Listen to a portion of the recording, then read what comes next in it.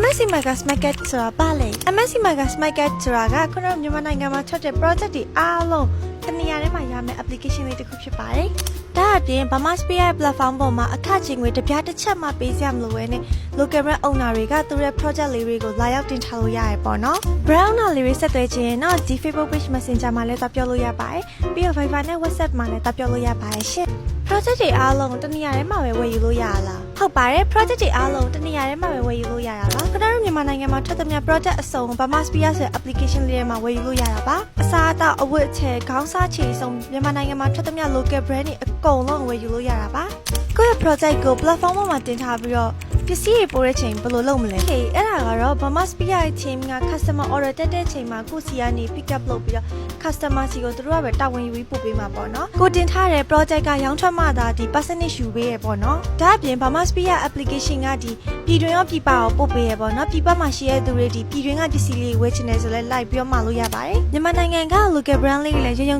ကြည်နဲ့ platform ပေါ်မှာလာတင်ထားလို့ရပြီနော်။ time saving လေးဖြစ်တာမို့လို့ခုနကတော့သုံးဖို့လုံးဝအကြံပေးချင်ပါတယ်ရှင်။ဒီနေ့တော့ဒီလောက်ပါပဲနော်။ Bye bye guys